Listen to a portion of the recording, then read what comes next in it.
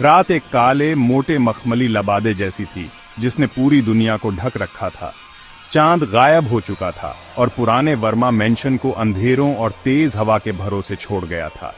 स्थानीय लोग फुसफुसाते थे कि वहां कभी कभी रोशनी चमकती है, खाली कमरों में हंसी गूंजती है और हवा में एक उदासी छाई रहती है। वह मेंशन सिर्फ ईंटों से नहीं बल्कि राज और दर्द से बना था। उसकी चुप्पी अनकही बातों से भरी थी। आज रात रिया और अमित दोनों भाई बहन पुरानी यादों और उत्सुकता से खींचे हुए उसके दरवाजे से अंदर आएंगे। लग रहा था जैसे घर ने अपनी सांस रोक रखी हो, इंतजार कर रहा हो कि उसका अगला चैप्टर लिखा जाए। जल्द ही उन्हें वह सच पता चलेगा जिसे मेंशन ने पीढ़ियों से छिपा रखा था। मरने से पहले उनके दादाजी ने उन्हें एक गंभीर चेतावनी दी थी। उन्होंने कहा, यह घर तुम्हारा है, लेकिन दूसरी मंजिल के कॉरिडोर के आखिर में जो कमरा है उसे कभी मत खोलना। उन्होंने कोई और एक्सप्लेनेशन नहीं दिया, बस एक डेस्परेट गुजारिश की, मुझसे वादा करो। रिया, जो हमेशा क्यूरियस रहती थी, उस रहस्य से परेशान थी। अमित, जो प्रैक्टिकल था, उसने उस चेतावनी को गंभीरता से लिया। उसके लिए वह लॉक्ड दरवाजा एक ऐसी बाउंड्री थी जिसे पार नहीं किया जाना चाहिए। लेकिन रिया के लिए यह एक इनविटेशन था। जवाबों की कमी ने उसकी ऑब्सेशन को और गहरा कर दिया। अमित अपनी बहन को अच्छी तरह जानता था। उसकी उत्सुकता उस रहस्य को शांत नहीं रहने देगी। इरादों की एक खतरनाक आजमाइश के लिए मंच तैयार था। रिया और अमित एक दूसरे से बिल्कुल अलग थे। उसकी उत्सुकता उसकी सावधानी से टकराती थी। रिया के लिए हर रहस्य एक चुनौती थी, एक दरवाजा जिसे खोलना जरूरी था। वहीं अमित की सोच हमेशा सतर्क और संभली हुई थी। वह हर कदम फूंक फूंक कर रखता था, मानो हर कोना किसी खतरे से भरा हो। रिया के लिए वह फॉरबिडन कमरा एक ऐसी पहेली थी जिसे सुलझाना ही था। उसकी आंखों में जिज्ञासा की चमक थी और दिल में एक बेचैनी। क्या उस दरवाजे के पीछे उनके परिवार का कोई अनकहा सच छुपा है? उसका मानना था कि पास्ट को समझना ही उनकी विरासत पर दावा करने का एकमात्र तरीका था। वह सोचती थी कि अगर वे पीछे छूटे रहस्यों को उजागर नहीं करेंगे तो वे कभी आगे नहीं बढ़ पाएंगे। अमित मेंशन को एक विरासत मानता था जिसे प्रिजर्व किया जाना चाहिए, न कि एक रहस्य जिसे सुलझाया जाना चाहिए। उसके लिए घर की दीवारों में छुपी कहानियां उनकी सुरक्षा में ही सुरक्षित थीं। घर में हर आवाज, हर फुसफुसाहट उनके विश्वासों के लिए एक युद्ध का मैदान बन गई। अमित को लगता था कि कुछ चीजों को छेड़ना पुराने जख्मों को कुरेदने जैसा है। रिया ने तर्क दिया कि अगर राजों को वैसे ही छोड़ दिया गया तो वे उन्हें हमेशा परेशान करेंगे। उसके लिए डर का सामना करना ही सच्ची आजादी थी। अमित ने जोर दिया कि कुछ अंधेरों को अनडिस्टर्ब्ड ही रहना चाहिए। वह मानता था कि हर सवाल का जवाब जानना जरूरी नहीं होता। उनका झगड़ा अंदर ही अंदर सुलग रहा था, जिसे शांत इंतजार करता मेंशन देख रहा था। दोनों के बीच की खामोशी में भी एक अनकहा तनाव था, मानो दीवारें भी उनकी बहस सुन रही हों। वह लॉक्ड दरवाजा उनके संघर्ष का केंद्र बन गया। हर दिन वह दरवाजा उनके बीच की दूरी को और गहरा करता जा रहा था। लग रहा था जैसे घर इंतजार कर रहा हो, यह देखने के लिए कि कौन जीतेगा, जिज्ञासा या सावधानी, अतीत का सच या वर्तमान की शांति। सबसे अंधेरे हॉलवे के आखिर में वह फॉरबिडन दरवाजा था, भारी गहरे सागौन का और जंग लगी लोहे की मोटी जंजीरों से जकड़ा हुआ। उसकी उपस्थिति ही डरावनी थी, जैसे वह किसी रहस्य को छुपा रहा हो जिसे जानना किसी के लिए भी सुरक्षित नहीं था।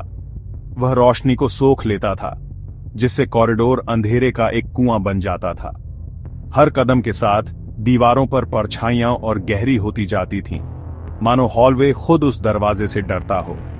ताला कोई साधारण बैरियर नहीं था, यह एक चेतावनी थी, एक जेल थी। उसकी जंग लगी सतह पर समय की कहानियां जमी थीं और हर कड़ी में एक अनकहा डर छुपा था। रिया उसकी तरफ खींची चली जाती थी, लकड़ी को छूती थी, फुसफुसाहट सुनने की कोशिश करती थी, लेकिन उसे सिर्फ एक डरावनी चुप्पी मिलती थी। वह उस रहस्य को महसूस कर सकती थी जो दरवाजे के पीछे छुपा था। अमित को उसकी यह फैसिनेशन पसंद नहीं थी। वह जोर देता था कि यह सिर्फ एक पुराना कमरा है, लेकिन उसकी आंखों में भी एक अनजाना डर था जो वह छुपाने की कोशिश करता था, लेकिन उसे भी महसूस होता था कि जंजीरें किसी चीज को अंदर रखने के लिए थीं, न कि सिर्फ लोगों को बाहर रखने के लिए। हर बार जब हवा में जंजीरों की हल्की खनक सुनाई देती, दोनों की धड़कनें तेज हो जाती थीं।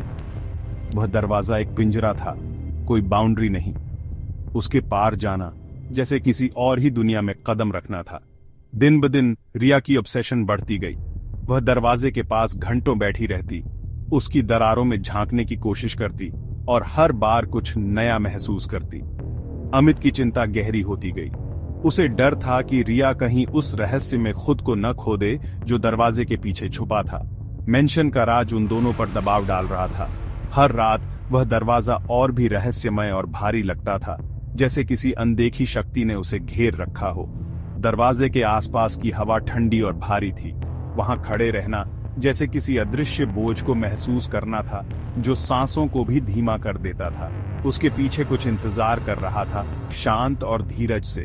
वह दरवाजा सिर्फ एक रास्ता नहीं था, वह एक दहलीज थी जिसके पार जाने की हिम्मत अब तक किसी ने नहीं की थी।